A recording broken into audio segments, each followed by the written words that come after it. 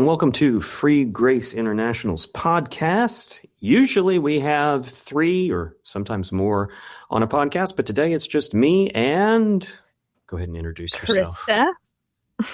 Kristah. Hello, I'm Kristah. Your voice seems really familiar. Where did we meet? Oh, we met at Kilgore College many years ago, but most recently in our kitchen. I was thinking we met on the day that we got married, but that makes it sound like it was an arranged marriage. And it was an arranged marriage by you and me. I mean, if you think about it, all marriages are arranged by somebody. So I guess that's true. You know, the only truly non-arranged marriage would be one that is accidental. I wonder if anybody's ever been accidentally married. I'm sure it's happened. Seem possible.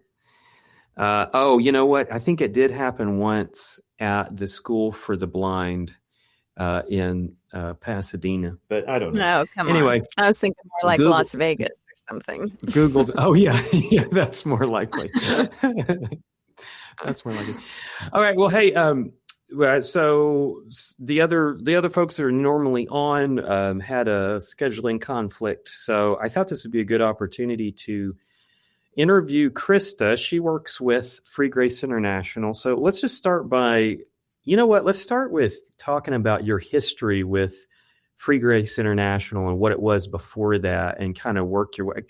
People are familiar with you, but maybe give a little bit of a backstory of all of that. So what was that? That was my desk. My desk just descended 3 inches. I have this standing desk, and I didn't realize it has to click into place. I had lowered now? It. No, it only went down 3 inches. I had to lower it, but I didn't know it has to get to a clicked position. So it's now in a clicked position, and I'm ready. All right, I'm going to start with a bang. So, Free Grace International was originally called 289 Design. It was a ministry started by my dad and Amy Page, and they were graphic designers and looking to help other ministries with their graphic design skills. So that's how the ministry really started out. And I joined on not too long after they started because I was working as a graphic designer at a newspaper, which, not to talk negatively about newspapers, because I'm sure there's people who enjoy that job, but it was pretty excruciating for me.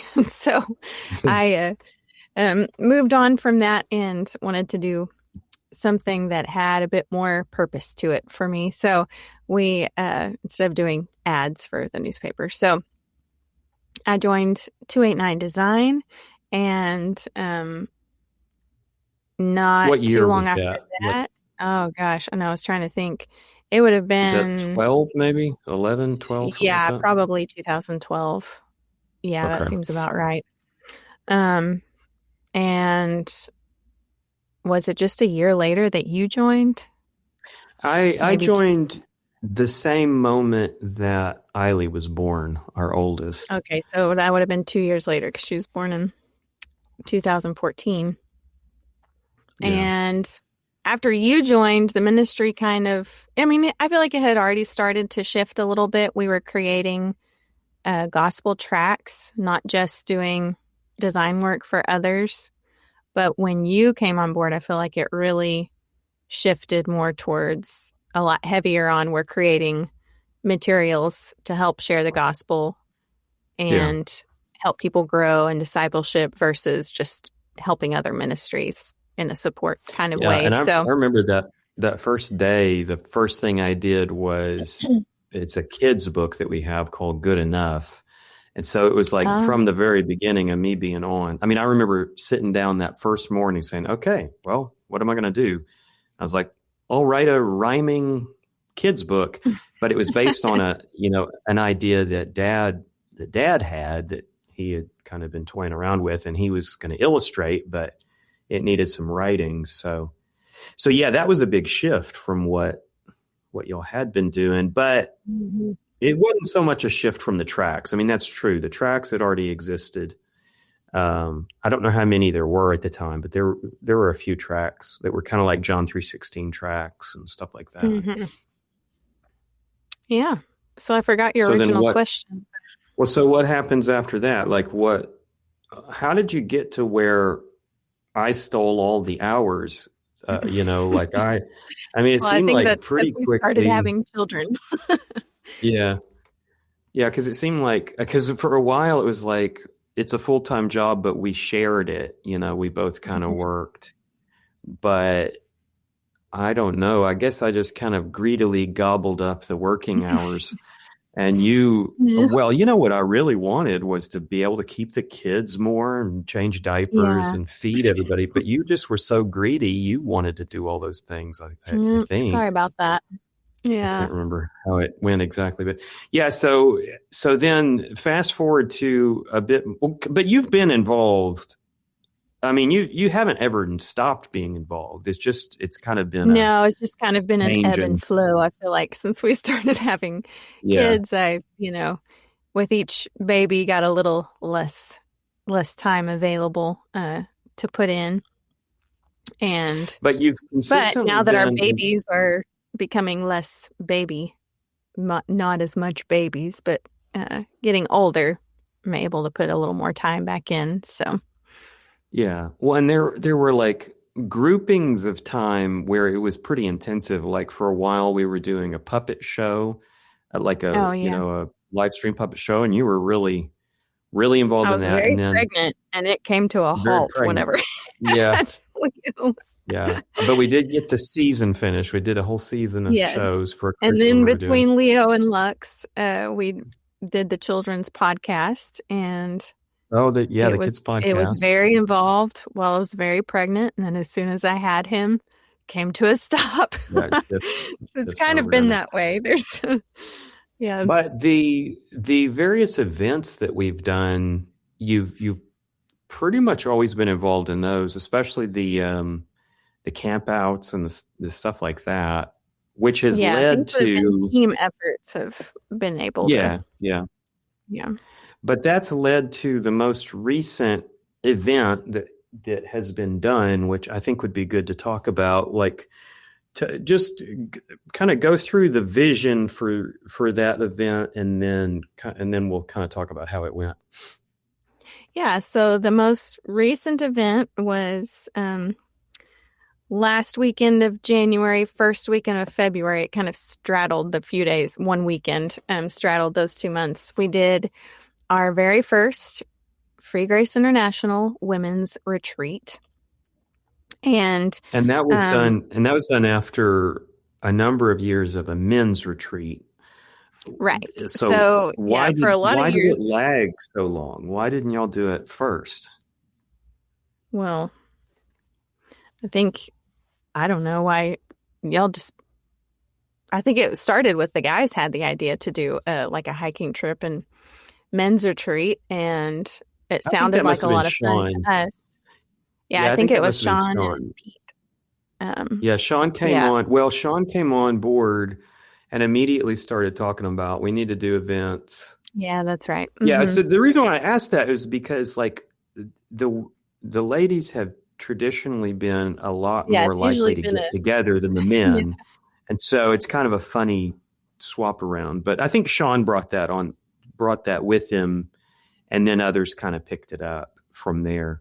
Well, and I think a lot of times those things happen more like within churches, a certain church will put it on. And so for just a ministry to do it is a little different because you don't necessarily have all these connections with the people involved already. Yeah. So, you're kind of coming into it not knowing everybody, not knowing exactly what to expect. And, but you guys did it, and it seemed to be really great. And so a lot of the wives of the men who went on the men's retreat, were asking about, well, what about a women's retreat? And I thought that sounds great. Let's do it. But I don't think I can handle doing that with a baby on my hip. So Yeah. that kind of just lagged behind a little bit till felt like we had a good enough time where we'd be able to leave the babes for a bit and do all the planning without sacrificing, needed time with them. And Yeah. but You know, we it's did it. interesting And it's interesting what you said about the kind of the difference in, okay, so like with a church event, a lot of times you're connecting, you're doing fellowship with people you already have a connection with. But like the first year of the men's event was basically all strangers other than those that came together, So was that the same with the women, or did y'all know yeah, it each other was. better? Well, a lot of the women knew of each other because our husbands knew each other, and it was pretty funny. So I had been told by you that something really that you found meaningful with the men's retreat was that I think it was Sean had asked, "Why are you here on the first night of the men's retreat?" Is that right? I don't remember Anyway, that at all. that's what I heard you say. You had that. I don't know that you just Oh, asked I'm the remembering group. it now. Yeah. Yeah. Yeah, to go around and say why you were here. And anyway, so I did that at the women's retreat as well, just kind of as a nice way for us to get to know each other. But a lot of the women said because my husband went on the men's retreat and they are constantly texting all of the guys from Well, that's the definitely retreat. true. Oh my goodness, that's insane. There was a lot of laughter in the room and a lot of yes, everyone Yeah. understood how much their husbands were texting these friends. So I think, a lot of them came because of the looking for that friendship. But it was interesting how there was a group of a pretty, I don't know, maybe half the group knew each other beforehand coming. Okay. But there were some people that knew absolutely nobody there. I mean, they didn't know anybody and came. And I just was amazed by that. Like, wow.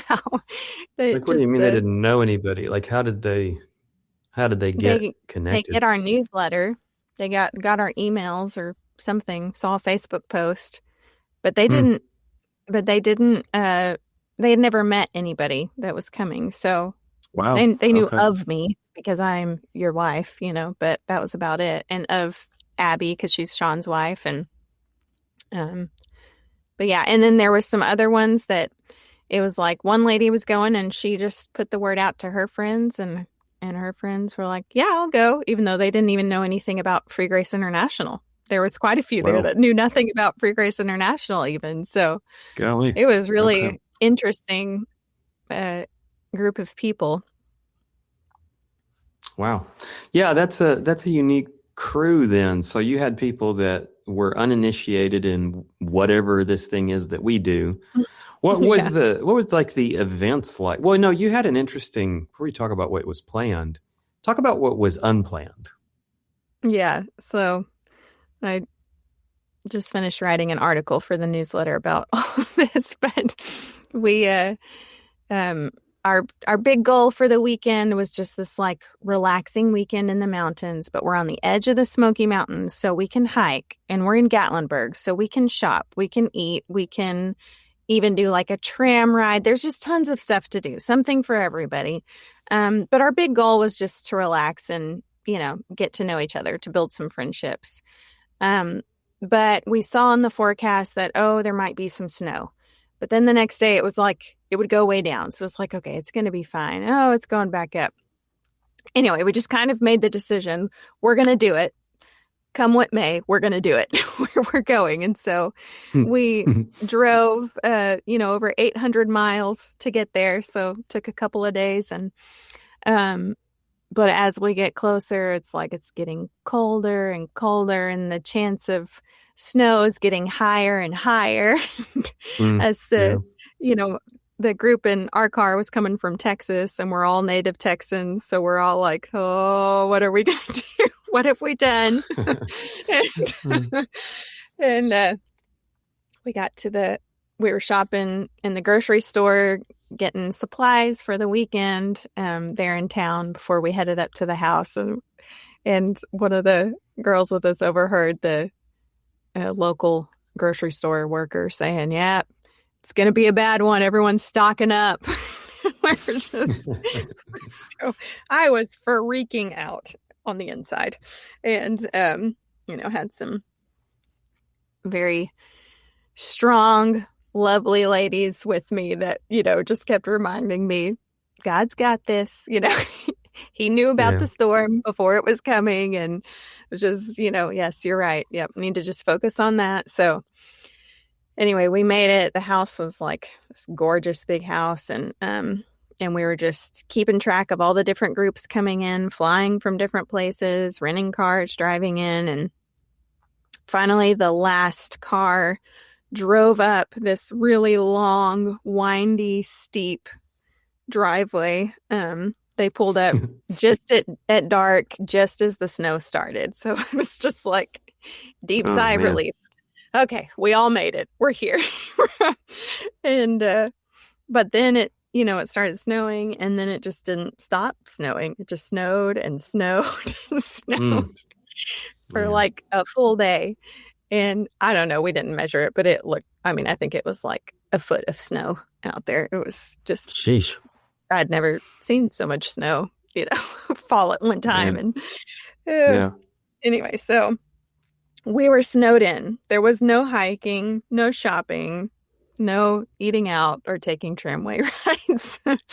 We were just kind of stuck together. But as the weekend kind of went on, we realized that God knew exactly what we needed, for this group of ladies that many of us didn't know each other, just coming from all these different backgrounds and places. And you need time together to get to know one another and to, just kind of reflect on life and be able to share things with each other. And so it turned out to be really great. But there was still that fear of like, but how are we going to get down? Because, this driveway was insane. And were y'all on? So y'all were like on the peak of a mountain or something? Yeah, we were like up on a mountain. It was off the main road, but then I didn't like measure it, but it felt like a mile that you're driving on this driveway, but it's like going around curves, and it's really steep, and you look to your right out the window and it's just downhill. Like there's nothing, it's just, there were trees, so you wouldn't, you would get caught by a tree, but there's not like a roadblock or anything like that. And it's a driveway, so it's not like it's a one lane kind of thing, it's not, it was paved, but, anyway, so it was like, how are we going to get down? The Airbnb or whatever, the property managers, we were talking to them like, what can you do here for us? Because, it looks, we're kind of stuck. And they tried getting a snow plow up, and it got stuck, so it couldn't come up all the way. And then they tried this like back driveway that apparently had some downed limbs, so they were going to try and get some guys up there with chainsaws to clear it, but they couldn't make it either. They were snowed in where they were at. Anyway, it was basically like, sorry, but you can stay as long as you need to. Yeah, good luck. And so they did leave a snow shovel for us, and one other lady had the foresight to bring a snow shovel, so we had 2 snow shovels. So our choices were stay an extra day. Who brought the snow shovel? It was a lady from Tennessee. So she knew what y'all were in for. She was watching the weather and had a snow shovel. Someone had asked on a group message, maybe we should bring a snow shovel. Someone bringing one was like, we're from Texas. Our kids just got done sledding after a little ice storm on a toilet seat cover, literally. We don't have the equipment. The requisite equipment is absent. So anyway, but there were enough women there that have, dealt lived with snow all their lives that weren't daunted by the task of shoveling some snow. And even one of the older ladies, she was pretty quickly out just shoveling the driveway, like the top part of the driveway where all the cars were parked. It was flat. And anyway, but then it was, I think it was Abby, which, Abby has done CrossFit. She's very in shape. This is Sean's wife. And she got out with the other shovel and she shoveled some down the driveway, and she came back. She was like, I think we can do this. We got this. We can shovel ourselves out. Thinking, you might be able to, but I do not. Exercise is not part of my daily routine, so I'm not sure. But she got out there, and there were 2 shovels, so it was like, okay, I'll do a shift. I'll go try shoveling. But it was funny because we had noticed it's when you're out shoveling with someone, we're doing like parallel paths in the snow, just enough for the tires to go down. For the tires. Okay. Yeah. Yeah. And, but as you're, you kind of get at go in different speeds. So you may not be in like close enough range to talk to the person shoveling. Also, it's kind of hard work. So talking is kind of, difficult and it's loud. So, but you can hear the person's shovel scraping the ground. And I noticed as I was shoveling, like I'd be getting kind of tired, ready for a break, but I hear Abby's shovel just still going at it. I'm like, all right, I'm going to keep going. Yeah. And then, Abby took a break and Allison came out and she grabbed one and she was doing it. And she said the same thing to me. Like, I thought I was feeling kind of tired, going to take a break, but I heard your shovel going. So I kept my shovel going. And it was just that way for, different shifts of people. And we shoveled all the way down that driveway. How far you think it was? I don't know. I feel like it was a half mile. Would you say 10,000 miles? No, it was probably less than a mile, but it was pretty long. No, it probably wasn't a mile. It was probably a half mile. I don't know. Have you ever shoveled snow before? I've never shoveled snow. No, that was my first time in my life to shovel snow. And it was surprisingly like therapeutic. Some of the people who had lived in the north were like, I love shoveling snow. But it was kind of, kind of like mowing the lawn or gardening, things that, you see the progress as you're going. And it makes you sweat, but you see the progress. So it is kind of fun to do. And you're just out, outside, which is always nice. So especially after being inside for 3 days. So what did you guys do? Yeah, the inside for days I'm interested in. So like what did y'all do then? Because you were going to be out and about, but then you're in and not about. Yeah. What did that look like? It was a lot of just staying cozy and eating and sharing with each other. But we did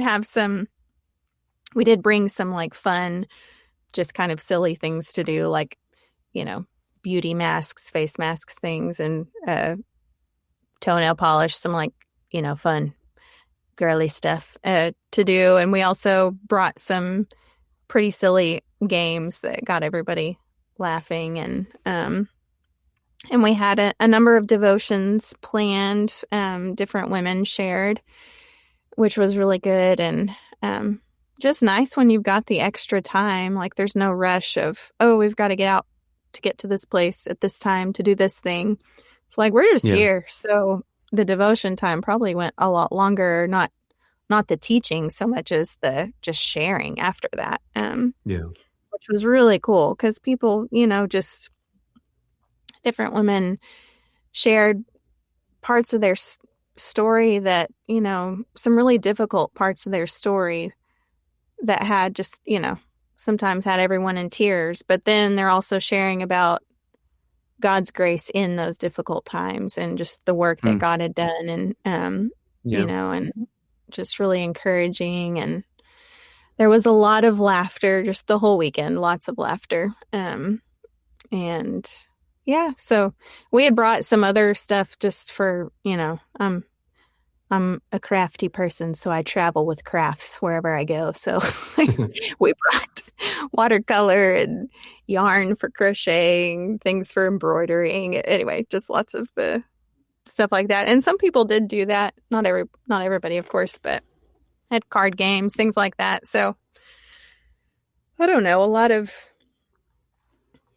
just slow activities, but that allow for a lot of time just, hanging out, getting to know each other. Yeah. There was a hot tub there. And so that was fun because you had to run through the snow to get to the hot tub. It's always a question of, do I take my shoes or do I leave my shoes inside? Yeah. Well, yeah, I was getting videos of you, I guess, in your hot tub apparel, jumping into the snow and then jumping back into the hot tub. So we thought it might be like they've lost their minds. Well, when you're cooped up that long, you start to do crazy things. But we thought it might be like the effect of like a polar swim. If you were in a hot tub and then you went and made a snow angel. I think it was. I think it was the same effect. Oh, I'm sure it is. The body reacts. That's for sure. Well, so what's the plan in the future? I mean, like, is this a one-off, or are we looking at future ones? Oh yeah, I think that we sent out a survey afterwards, just trying to gauge how it was for everybody, and I think we definitely need to do another one. It seemed like there was a lot of positive feedback for that, and it was surprising because I put on the survey because we had kind of joked about while we were there, like, next year we're going to the beach, So I put on the survey. Do you prefer the mountains or the beach? Do you prefer winter or, summer, another season? And I feel like overall what people said was, I don't care where and I don't care when. Just want to do another one. Wow. And so that's cool. That was kind of, that was really fun to. It's about the people. Yeah, it's not about the events. Well, and it has to be about the people for this one because the events were all canceled. So right. All there was the people. Yeah, the only events we had to lean on were a tiny hands game that I had brought and things like that. You're in trouble if that's what you're counting on to get through the whole weekend. So, well, you can imagine how tough it would be if you had like an event that relied on a famous speaker and a band and all that. That just wouldn't have. It would have been canned. It would have killed it. But, but yeah, our events so far have all been sort of similar to that. Not all snowed in, but I mean, just similar to that. That the draw is the people. Yeah, I think we probably just figure that if people want entertainment, they can go do that with their family pretty easily. But what we're really doing is, and we learned this over time. I think our first camping trip as a ministry was wasn't it the Hot Springs one? Yeah, it was cold. Yeah, and that one it was camping, of course, but we planned a bunch of stuff in town where people would drive into town and kind of go do things. But it was like, actually, it seemed better just to be together. And it's what we came to be, is together. And, and it kind of attracts people from, and it's interesting. There's a difference between what the campouts have attracted and what the men's and women's retreats have attracted. It seems like the men's and women's retreats have actually attracted people from pretty broadly across the country. Yeah. Oh, I mean, was that true of y'all's as well? I mean, you had some from Florida and Virginia, maybe? Well, what was the spread Nebraska, like? Virginia, Nebraska, Tennessee, and different parts of Texas. Yeah. Okay. I think that was, yeah. Yeah. So pretty big spread to the, we have generally made a number of friends through these things in the mid and the eastern part of the United States. We're still looking for those Western friends, California, Oregon, Washington. Well, isn't the next guys retreat in Utah? But we're gonna inch that way. Yeah, we're gonna go to Utah. Say, maybe you're going a little more that direction, we'll start Yeah. gathering Yeah. We'll be more. farther that way. Yeah. And that's true. The location has been on the east, it's been kind of Yeah. easterly. So, Yeah. yeah, I feel like I want to make connections out there. I was thinking about with the campouts. I feel like one thing that we really learned was doing meals together is valuable. That first Yeah. one, That's better. we didn't do any Yeah. meals together. We just had like some snacks kind of thing. And I feel like that was the biggest takeaway was we're losing so much time doing meals separate from each other. And Yeah. so then the next camp out, we made it happen where we did all our meals together and it was great. People had Yeah. just so much more time together. And I feel like, that was one thing that the women's retreat, Sarah, my sister, she did planned all the meals for it, but she planned these amazing, like, it wasn't just pizza night, it was gourmet pizza night, and they were like these incredible, pizzas, things you would never dream of putting on a pizza, but it's just, tastes amazing. And so we had all these great meals, but of course they take a little more effort to put together. And I mean, the ladies just like jumped in. You didn't have to ask anybody to help, or you didn't have to struggle alone. It's like people were happy to jump in the kitchen and help cook. And then the house we got had this huge long table where everyone could sit together. Oh, And that's so cool. I didn't know that. That was a big man. thing we looked for because we knew this from the campouts that eating together is a big deal. And so, it was like one huge long table and then it had like one off to the side, but it was all together in the same space and we all fit and had these meals cool. And then everyone pitched together to clean up. And, anyway, it was just, I just am reminded many times of the importance of eating together and just, even like Jesus and his ministry, how often he was eating together with people. And well, anyway, not only did they eat together, but what happened during their meals was important enough to make it into the Bible. Quite a few meals are actually talked about in the Gospels. Well, I guess in the Old Testament too, but it's like mealtime is often pivotal, for decision making or for relationship building or whatever. So, on that first camp out, I don't know why we did it that way. I think we were just thinking, it'll be tough to try to feed everybody. But there was not a place to cook for everybody. Oh, we didn't have. That's right, because it was at an RV that would have. That wouldn't. So we switched to a campground that had a big kitchen, basically that we could a cafeteria. rent. Kitchen and cafeteria, which was cool. Yeah. Okay. So, so the conclusion of that then was that it looks like you'll do it again. So, like for folks that want to, put that on the calendar, what are you aiming for as far as date? Do you think? I wish that I could tell you, but I mean, just generally speaking, you think you'll do winter again? I don't know. It's just with winter, like we had.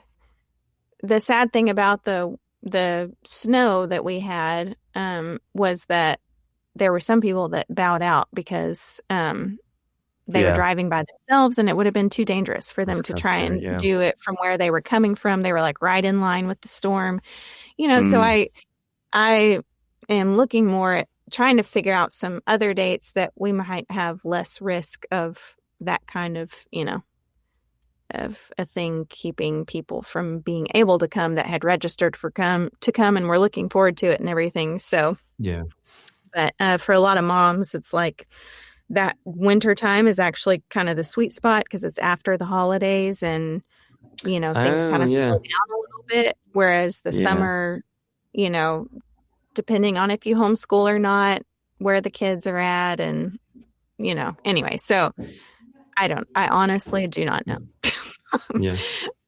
But that's one thing that we're definitely working on, and we're trying to be more open to other locations, not locked into that location, obviously. So anyway. Well, and for people that get the email, they'll get some notification when it's coming up.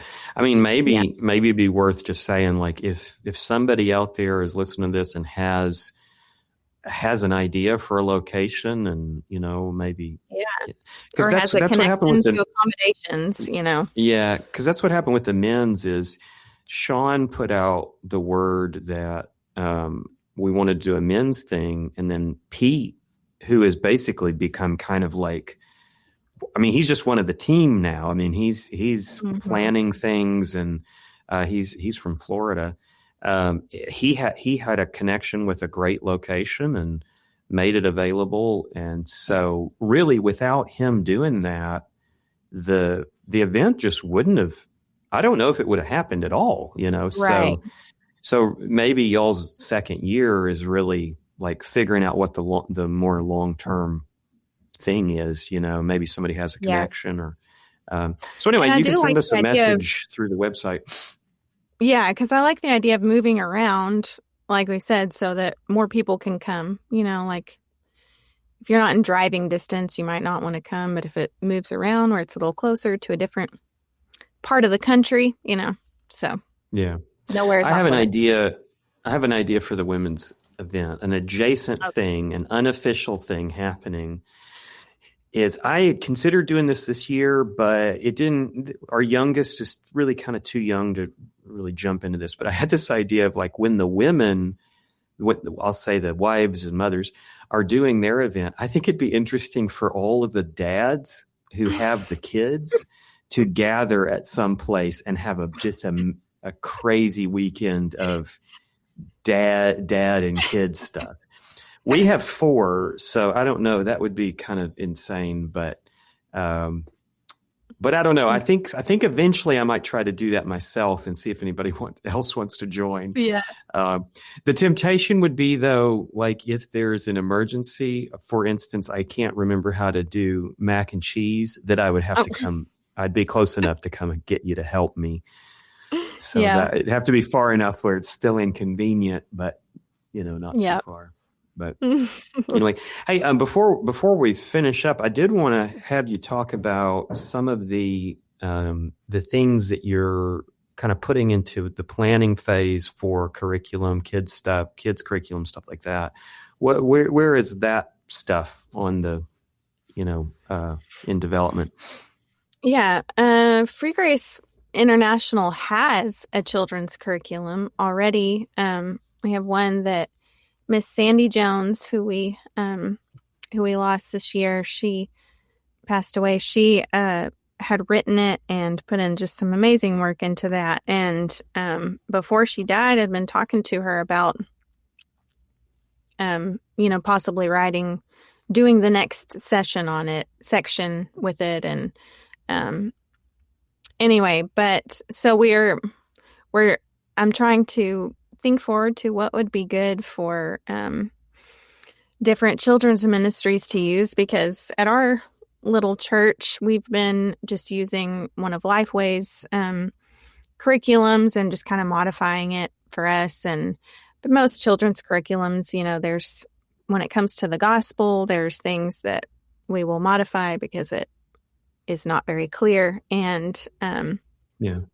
so it'd be nice if there was just a Free Grace curriculum. And we've talked to many people who, different churches who they deal with the same thing. And so what Sandy wrote is good and for sharing a clear gospel. But, she told me it's kind of repetitive. It's a lot of the same idea, and had hopes for doing something more that could move more into discipleship, things like that. And so, So we're in the planning stages right now of trying to figure out how to put together a children's curriculum that can be used by Free Grace churches, and other churches hopefully as well, but specifically for Free Grace churches that are looking for that. So I would love to. Maybe even families or homeschool.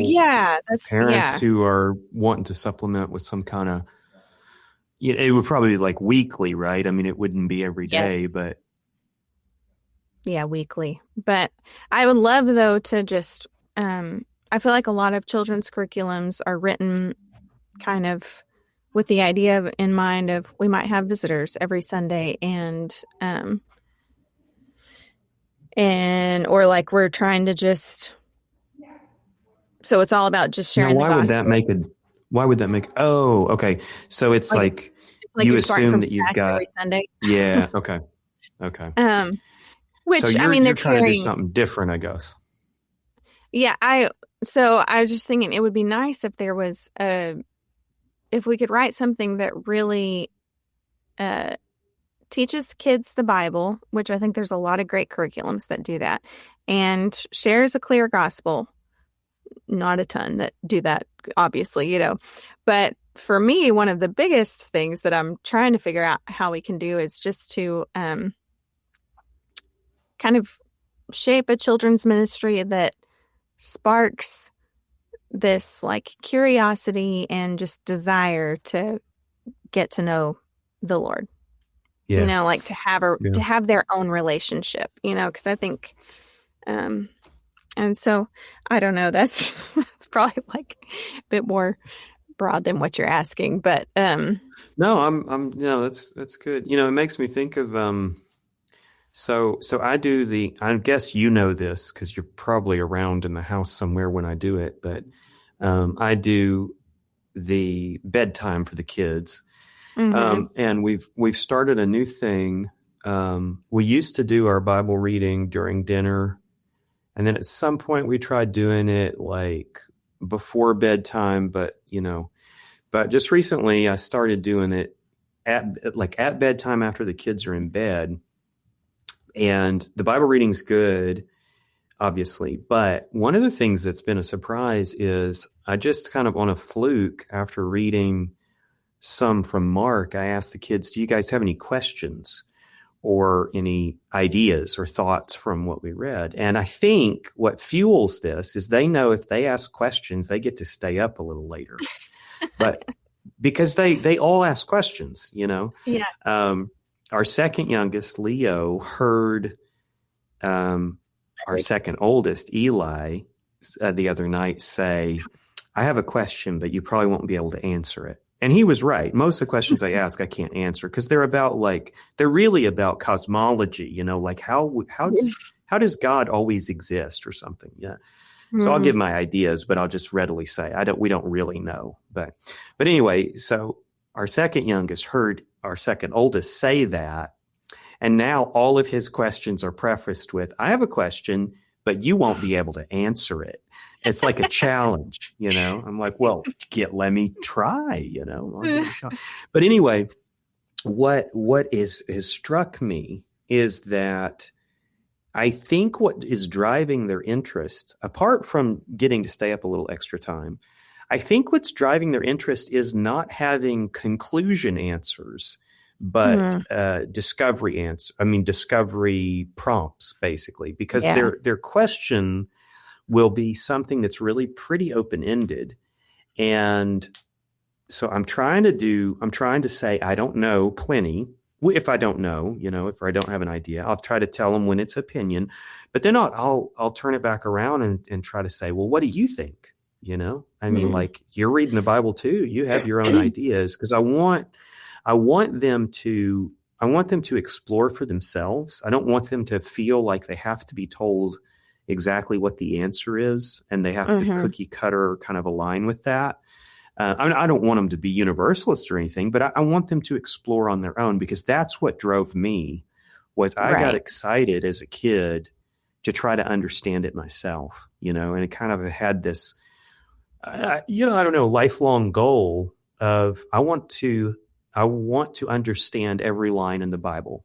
And I think I won't ever accomplish that goal, but it's something I've continually worked at, kind of subconsciously.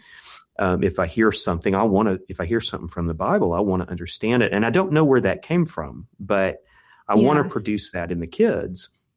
And I think it'd be cool if there was a curriculum that was just comfortable with not having all the answers, because I think what curriculum writers do for kids is they feel like it all has to be simple and it all has to have a conclusion answer, an answer that goes at the end of the conversation, And I'm really kind of more interested in saying, here's the basics that we're really clear on.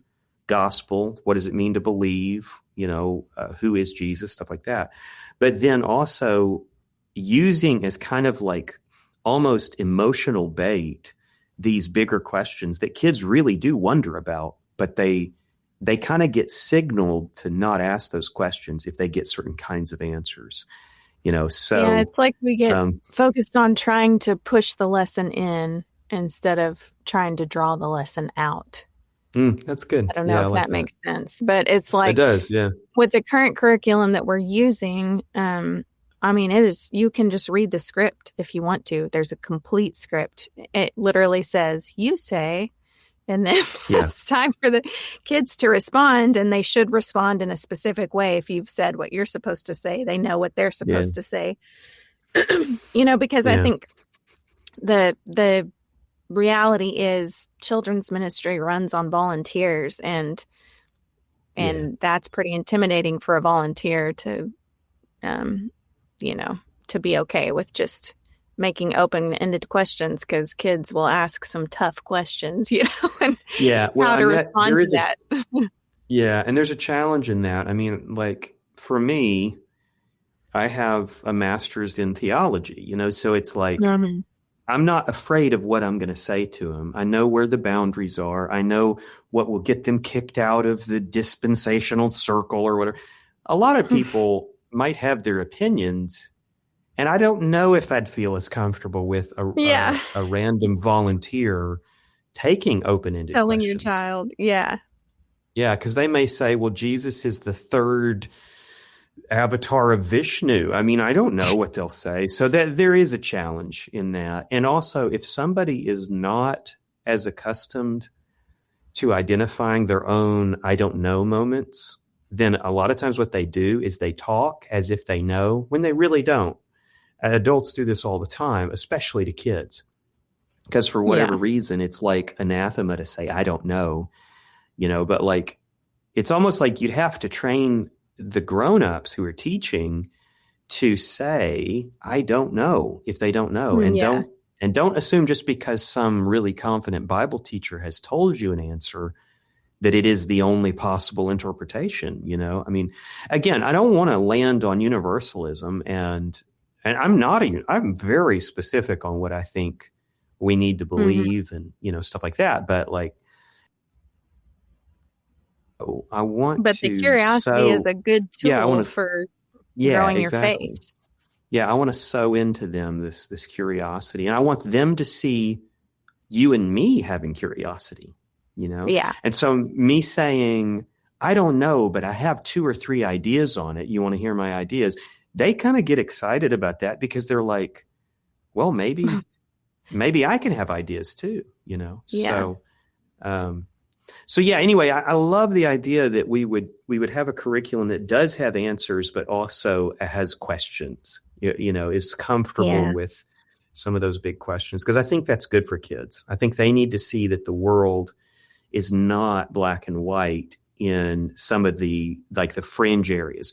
Hopefully we're able to approach salvation as black and white, because I think that's how Scripture deals with it. I think it's, it's by faith and alone. I think it's very clear, It's good for kids to have black and white pillars for their faith. It's like if you're questioning everything, that's a little scary. And like, if you don't know the answer to anything, that's really, kids do good with just, this is this way, this is that way, that kind of helps. But there is a balance there, I think, though, of being able to standing on top of that pillar, then ask this question and see, and they have both kinds of questions. I mean, some of the time they have questions that have a really straightforward answer. So I don't want it to sound like I say I don't know if I actually do. Like, for instance, the other night, I think it was Eli said, how do we know that we can trust the Bible? Well, I have very specific reasons for why I think that, and so I didn't start with I don't know on that. I said, oh, great question. Let me give you the. But you also didn't say reasons. because we can, because it's the Bible. You gave I mean, it's real reasons. Reasons, which I think is really good for. So the kinds of questions I'm really talking about, I mean, I call them cosmology questions because most of them, they are wondering that now. At about 5 years old or older, kids start to transition into abstract thinking. And so this is new to them. They're thinking about like eternity and infinity and, the things that fall into just the really big questions that even adults can't answer them, but they've just gotten comfortable not having an answer. Not knowing. Kids don't know yet that there's not an answer that we have access to yet, Since Leo was 4, he's been asking me questions about the Trinity and he asked me questions from every angle about it. Like he's just trying to understand, and he wants to understand. Trying with them, It's like, I know. Well, and I think the value is seeing a parent that doesn't get red faced and flustered by saying, I don't know. Like, I don't know, but I believe it. And the reason I believe it is because I trust Jesus. Jesus is this guy that showed up 2,000 years ago, and he did amazing things, and people died to prove that they were telling the truth about his story. So there's a chain of logic there that when you work back to it, the reason why we think any of this stuff is because Jesus said so. And we trust Jesus because what he was able to do. I mean, it's most of the end of the questions. Yeah, that's really the center. And so like when somebody wants to ask questions about Genesis and creation, a lot of times what I land on is, well, not the only reason, but the main reason why we have any trust in Genesis at all is because Jesus, whom we trust, quoted from it. So make of that what you will, but that's why it's in the Bible for Christians, is because Jesus valued it. He saw it as authoritative. But here's the thing, Jesus didn't tell us exactly how to interpret every line. He didn't tell us whether we should be old earth or young earth or whether, whatever the subjects are. And so there's a limit to it, but I think it's valuable for them to just kind of, it would be reiterated that Jesus is at the center of our trust. We trust him, and the things that we see him say, those are by extension things that we trust, and that's a way easier answer than trying to build a logical explanation of the Trinity. I mean, those break down. I mean, it's just, eventually logic. I think that's good to always be zooming out and looking at but big picture. Here's what's happened throughout all history, and here's where big picture is just because we trust Jesus. Yeah. And a lot of the big questions will kind of sneak in the back door for me sometimes, like, oh, but how do I know that God exists? And as long as I stay focused on that one question, I can start feeling a little bit anxious about it. But after a minute or two, what I come back to is, oh, but I can't discount Jesus. And I don't mean I can't because I'll be kicked out of the church, or I mean like from my experience and my relationship to just the text and the Bible and the words that are written down there, something bizarre beyond my ability to explain, it happens for me within that connection. And so like I can't discount that. It's not experiential exactly, because it's not a single moment where I had some like halo descend from heaven and I heard, dove's wings or something. It's not specific like that. It's a particular relationship that I have, that I, this kind of like internal position that I have to the story. And I can't back off from that in a way that's like, oh, I'll just think that that's not real. I mean, I've thought about it from a lot of different ways, and I can't see how the Jesus story isn't real. And so everything else kind of fractally patterns out from that, rather than the other way around. If you start with, like in apologetics, this is one of the things in seminary that they talked about quite a bit, is there's kind of like I think we talked about this last week with Dane. There's kind of this one-step approach and two-step approach. A two-step approach is try to prove that there's a God first, and then try to prove that God is represented by Jesus. But to me, the simpler thing is just to say one step, go straight to Jesus Paul said that Jesus is the evidence of the invisible God. It's like he is the evidence. He's the center of it. And so like anytime we're struggling with the faith, we don't need to start with, well, but what do we believe about cosmology? We start with, who is Jesus? And like, can you legitimately discount his story? And from somebody that's thought about it for years, I can just say you can't. I mean, you can delude yourself into thinking that you can, but you can't. Every single angle.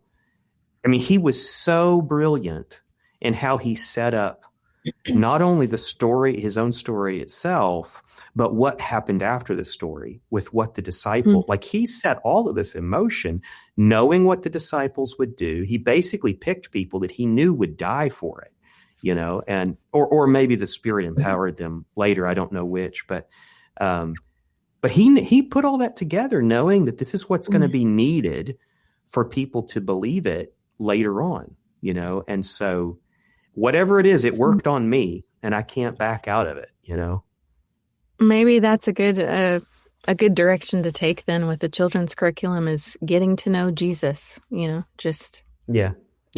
Like I've been thinking about even, we have a Bible study already written for parables with adults and thought maybe we need to just, spend some time listening to Jesus. It's not that we haven't, we've been going through the Old Testament with the kids at church. And so, and the curriculum is tried, it makes a big effort to always be show how the Old Testament is pointing to Jesus coming, which, I thought was really cool. But I am ready to dive into some of the New Testament and talk with them about, to see that spark. 'Cause it's like they are at the beginning of their journey, these kids, and at the beginning of their relationship with him, and which is a really exciting place to be, it's fun kind to of watch. a heavy place to be for the adult, where it can feel like a heavy place to be for the adult that's just wanting to see that blossom. And I think there's kind of a fear that you'll ruin the kids if you say the wrong thing. But I just remember how resilient they are. It's kind of like saying, well, if I let my kid eat one cookie, he's gonna struggle with obesity all his life or something. It's like they're not ruined by one, misfire. If I don't say exactly the right thing in every situation, God's got, especially if they're young believers, God's got them in his hands and he's directing them. And like last night. And often he uses the things that we did least expect or don't even remember or accidentally said to impact people. Yeah, that's true. Yeah, your kids will remember something that you didn't mean to be a memory, all the time. Well, so like last night, I did Bible time with them, and then so I installed little lights in each of their beds. They don't know this, but the main reason I installed lights in their beds is because when I was a kid, if I wanted to read my Bible after bedtime, I had to go get under the night light and the plug, and so I would lay on the floor secretly. I felt like I was like some kind of secret agent, my parents didn't know, but I put lights in their beds, partially at least, so that they can read after bedtime. And I looked as I was kind of exiting last night after praying with them, and Eiley was reading her Bible under that light, and it gave me memories of me being a kid, under that night light. And I was like, okay, so it's working for her. She's connecting with it. She had real questions. She like last night. So last night was the first night that she actually got her Bible out and wanted to follow along. And at one point, our youngest interrupted because he's just so noisy. He interrupted. He's learning to listen. And I picked up reading again, and she hollered out, "You missed verse 7." I was like, "Oh yeah, you're right. Sorry." So I mean, like she's getting into it. And Eli, our second, he's the question leader. He's got the most questions. He's going to be philosophical, I think. And so, anyway, so far it's been a neat thing. I would love to extend that into some kind of curriculum effort, that like honestly, if parents did that, just spent that time, that is so much more powerful than a curriculum. Because I'll finish on this. I kind of got talkative because I was drinking coffee in the first half while you were talking. We're in a different place in our society in just the familiarity with the Bible. Like we've come from theological circles where it felt just imperative that you make sure that your listeners understand and agree with a particular theological position. I don't think we even need to be there anymore. I think where we need to be is we just need people to be familiar with the Bible in the first place. And if they're not familiar with the Bible, whatever they believe about any theological position is a lot less important than just becoming familiar with God's word. And so a curriculum that approaches something like that would be very valuable, because it's like, that's square one, whatever you want to call it. That is our basic building blocks. If you teach people a theological framework, but they have no familiarity with the actual scripture, they can't actually test whether that framework is accurate or not. And I've actually seen some teachers prefer that, that people don't go read their Bible on their own because they can't challenge the teacher and his interpretation. Yeah. It's inconvenient to be challenged by your parishioners. But I just think what we need is people to be familiar with Scripture. That's the foundation. And if they're not, then they're at danger of being persuaded by somebody else, by the Mormons or the Jehovah's Witness or the whatever, So I've met so many adults, even like within, Bible studies and things, that they're really intimidated to study the Bible for themselves. They feel like they've got to have a tool, or they've got to have a teacher. They've got to, but just to pick up the Bible and read it themselves is actually pretty intimidating. And it's like, I don't know where to start or how to, what do you do? And, so that is another component to the curriculum that I've been toying around with, is how to teach kids how to study, how to read their own Bible. Not that they have to like read it in a specific way, but just to make it less intimidating. Like, we're just going to do it together. And, and as we do it together, then maybe it won't feel, because really it's like so often now,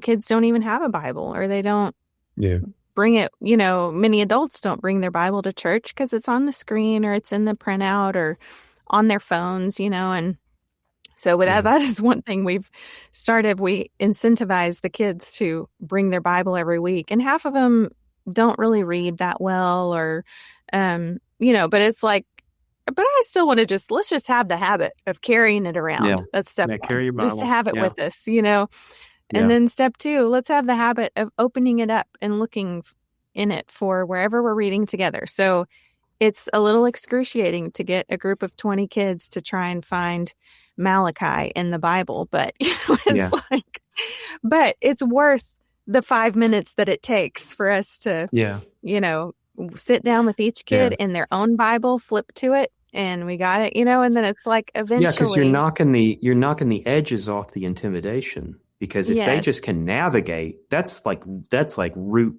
level is being able to navigate your Bible. I guess that even comes before reading your Bible, is just knowing where to start and how to get around in it. Yeah, so it's just like there's so many things I want to do, and but I think it's just going to be a matter of, we're going to try this, see how this works, and and really there is I don't believe there's one fits all solution, one suits everybody curriculum. Really, even like just in doing children's ministry, the short time I have done it, I've realized the power of change and just keeping it fresh for them. It can quickly get stale if you're following the same formula every week, and and they just get bored, but it's like, if we can just change something up this week to keep it fresh, then that's something new to be excited about, and for them to engage with. So anyway, so we'll try some stuff, but I am really open to anybody who has ideas or things that have worked for their children's ministry that they've seen or really loved. And anyway, if they want to shoot us an email, I would love to hear their thoughts as I'm planning this next curriculum. Yeah, that's true, because this is one of those things that lots of people have experience with. And what we really kind of need is the experiences of people who have been there in the Sunday school rooms teaching kids. There's thousands of people that have done that. And we want to draw on that knowledge of, like, maybe it's just tell us the few things that have worked, and tell us the things that have been a total train wreck. Side. Yeah. Not just on the teaching side, but as a kid, if you grew up in Sunday school. Yeah, that's true. Sandy shared with me one of the last times that I got to sit down with her and we were talking about curriculum. She just shared with me a few things that she remembered that were so meaningful to her as when she was in Sunday school as a little girl. And that was just like, oh, that's maybe an even better question to what worked for you as a kid than what's worked for you as you've taught, because because you don't necessarily know as a teacher growing up. Yeah, that's like, I true. can know what this seemed to keep them engaged, or this, this put smiles on their faces, but I don't really know what's in the heart, what's happening, that's good. Like, what did you remember 20 years later, or what stood out to you as a really important teaching moment? I like that. I think that's good. Well, hey, we're at an hour. Love to hear feedback. Yeah, both sides. Yeah. We're at an hour and 6, so we probably should wrap it up. Any final thoughts? No. Thanks for chatting. This was fun. All right. Well, we'll be back next week and probably have some others. Kristah may join us. Her availability often depends on the kids, obviously. So which I can hear them in the driveway now, so they're back. Oh, yeah. Well, I'm glad that nobody else arrived or was able to join us, because we got to actually talk pretty specifically about some cool stuff. So, all right. Well, thanks for listening, everybody, and we will talk to you next week.